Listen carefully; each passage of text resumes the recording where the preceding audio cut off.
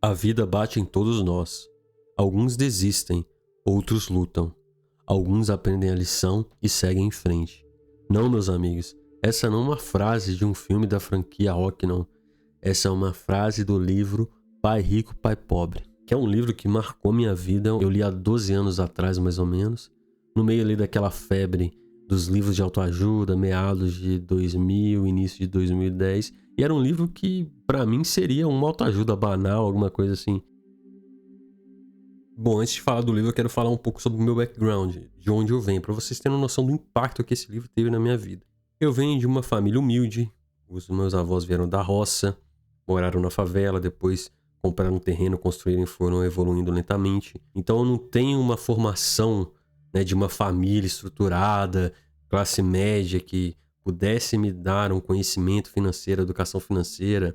O meu pai nem tem ensino médio, o pessoal fala, né? Ele teve até o ginásio, minha mãe completou o ensino médio com muito custo. Então nós somos uma família que foi evoluindo aos poucos, da pobreza até a classe média. Quando eu li o livro, foi um impacto muito grande, porque foi todo um conhecimento que mudou a minha percepção da realidade, principalmente de finanças, mas aí a gente pode estender para outras áreas da vida também.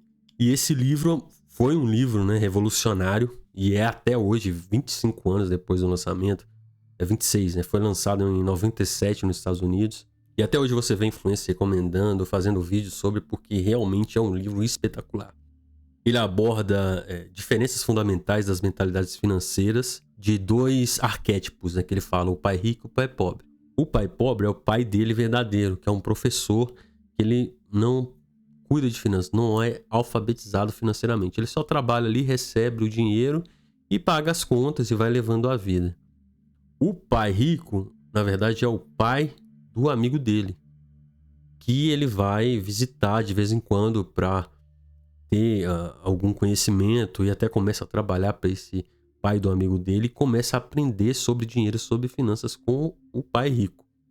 Bom, já de início você tem uma história ali que ele tá contando que eles estão se conhecendo, que ele tá conhecendo esse pai rico do amigo dele e os amigos, né, ele e o Mike, que ele chama, eles querem enriquecer. Então eles perguntam pro pai pobre, que é o pai verdadeiro, e ele não sabe. Então ele vai perguntar pro pai rico, que é o pai do amigo dele. E esse pai rico oferece um trabalho para eles, que eles trabalham lá e ganham uma certa quantia, e em troca do trabalho e dessa quantia ele vai ensinar como ficar rico. E nesse primeiro mês de trabalho, ele acha que ele vai ganhar muito dinheiro. Então, através dessa experiência que ele tem, ele até se frustra com o pai rico, o pai do amigo dele, que não paga o que ele acha que ele iria receber.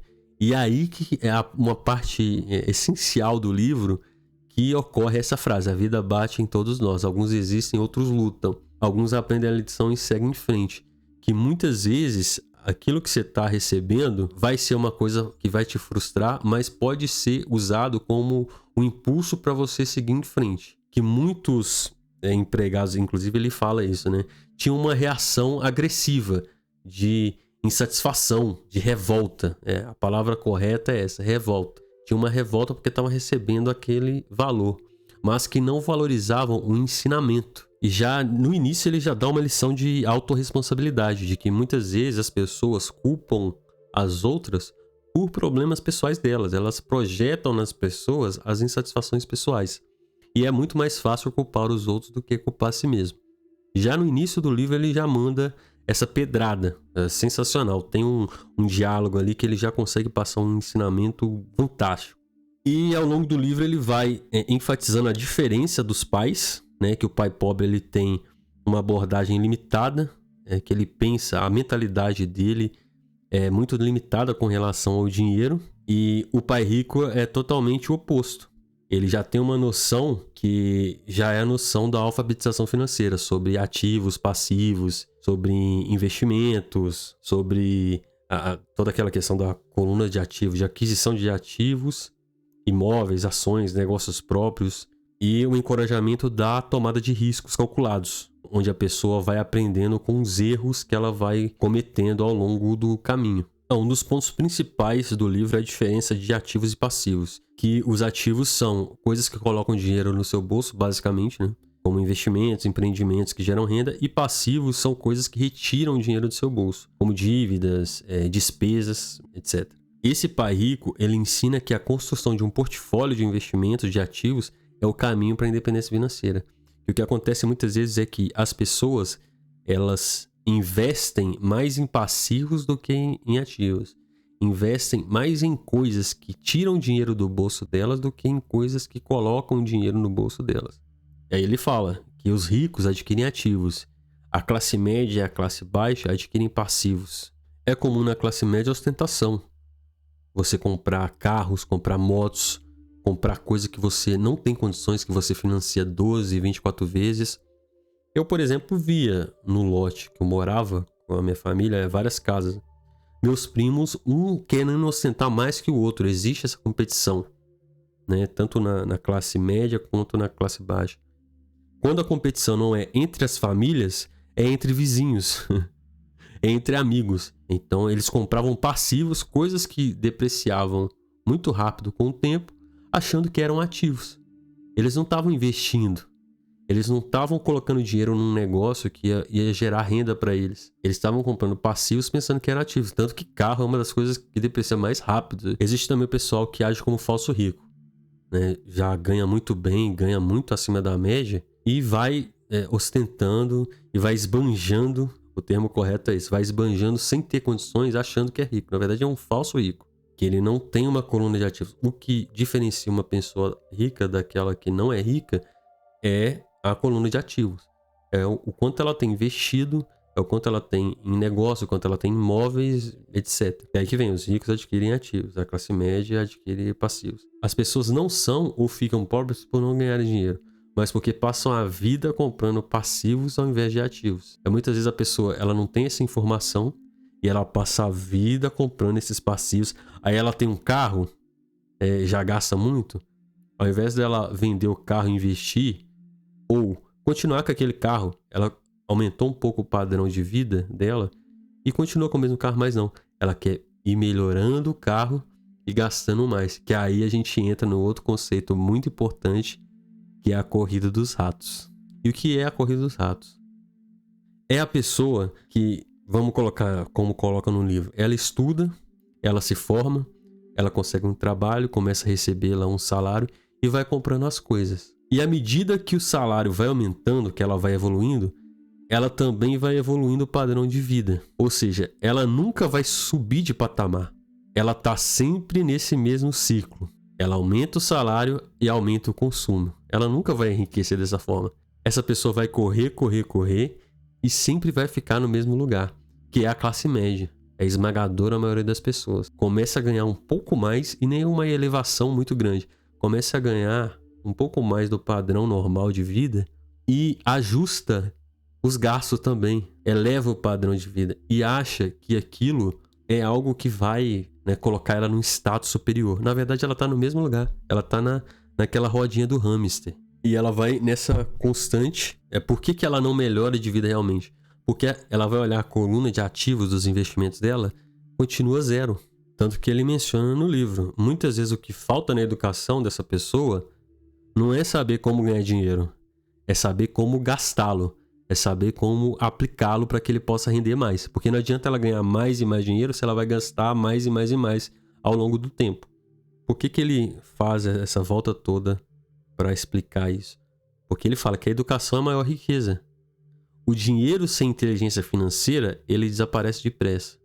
Tudo aquilo que não se parece com o dono é roubado. Aí ele cita o exemplo dos ganhadores de loteria, que ganham uma soma muito grande, né, de repente, e depois de um tempo acabam perdendo aquele dinheiro, porque eles não tinham a inteligência financeira para administrar. Um outro ponto que ele fala muito no livro é a importância da educação financeira, que é crucial para a pessoa ter um sucesso mais na frente, ela não se endividar, ela investir, ela ter como multiplicar o patrimônio, sobre a necessidade dela aprender realmente sobre o que é o dinheiro, sobre investimentos, sobre como funciona o sistema financeiro. Ele argumenta que as escolas tradicionais não ensinam as habilidades necessárias para a pessoa prosperar. Na verdade, não ensina nem o básico, né? Se a gente for olhar E nisso eu concordo com ele. A falta de educação financeira é a principal causa das dificuldades que as pessoas enfrentam com relação ao dinheiro, com dívida, com essa questão toda de adquirir passivos ao invés de ativos, etc.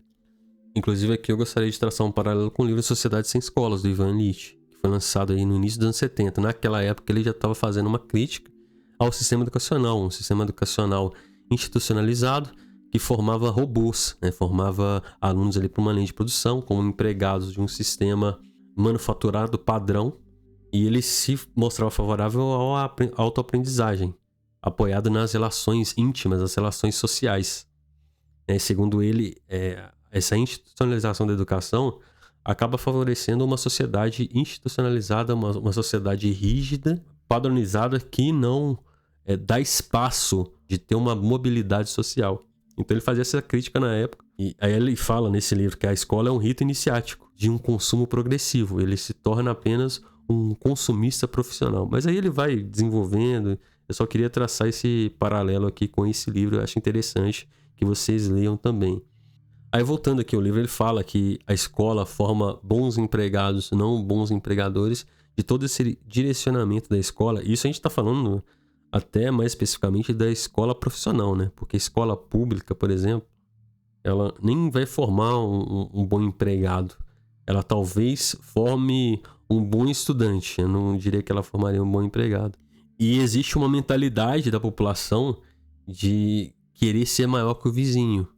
Então o cara vai estudar, ele vai se desenvolver para ser melhor que o vizinho. E no livro ele fala que o foco deve ser pensar e melhorar para si próprio, não para querer uma validação social ou para parecer que é maior que o outro. Tem outro ponto que ele menciona no livro, as 4 formas de geração de renda, que é o empregado autônomo, o dono de empresa e o investidor. As 2 primeiras são formas primárias de geração de renda, que favorecem a pessoa a criar passivos, né, que é o empregado e o autônomo. O empregado é a pessoa que trabalha para outros, recebe um salário. Tem o autônomo, que são advogados, médicos, pequenos empresários que trocam tempo por dinheiro, mas eles geralmente não saem ali daquela faixa. Aí ele apresenta as 2 outras, que é o dono de empresas e o investidor. O dono de empresa é a pessoa que operam pequenos negócios que geram renda, que tem funcionários e tem mais liberdade e potencial de ganhos. E o investidor, que são indivíduos que investem em ativos financeiros, ações, títulos, imóveis, que faz com que esse dinheiro trabalhe para eles. Isso é recorrente no livro, que os pobres e a classe média trabalham pelo dinheiro.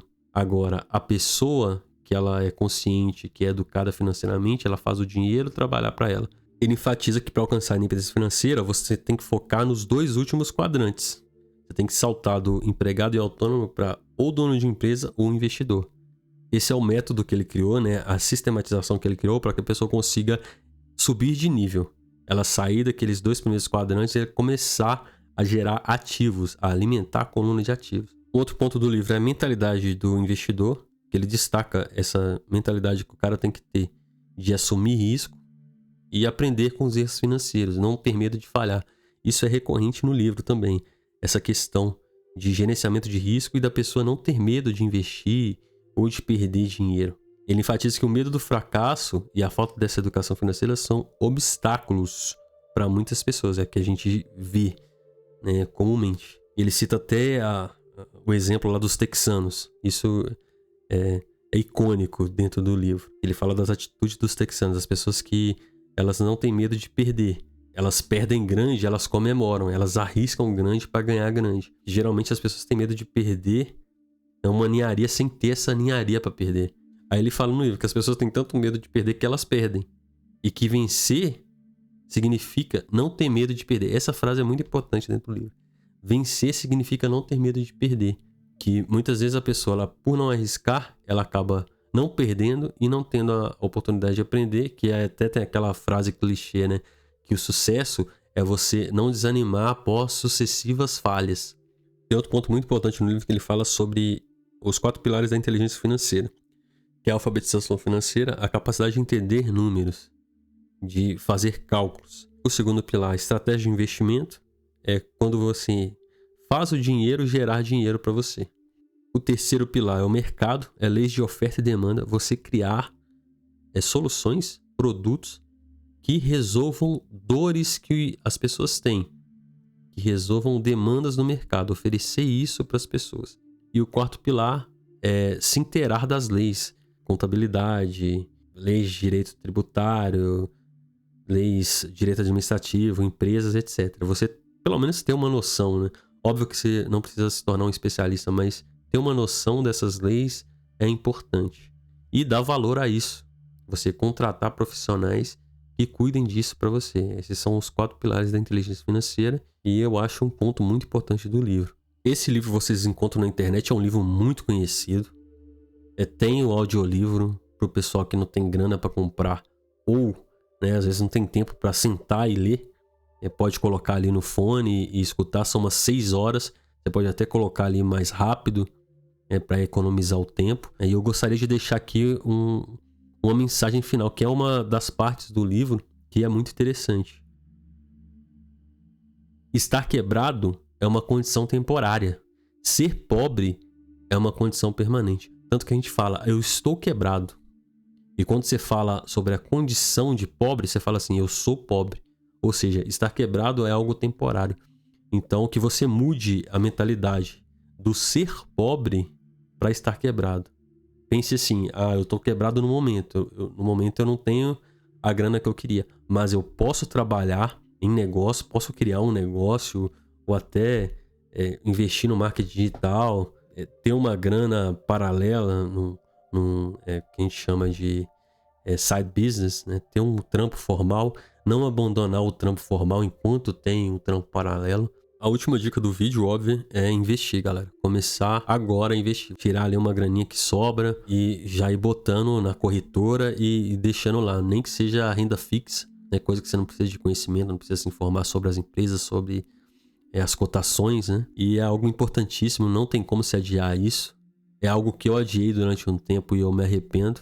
E essa é a dica que fica aqui pro vídeo, para você começar a aumentar a sua coluna de ativos, ao invés dessa coluna de passivos.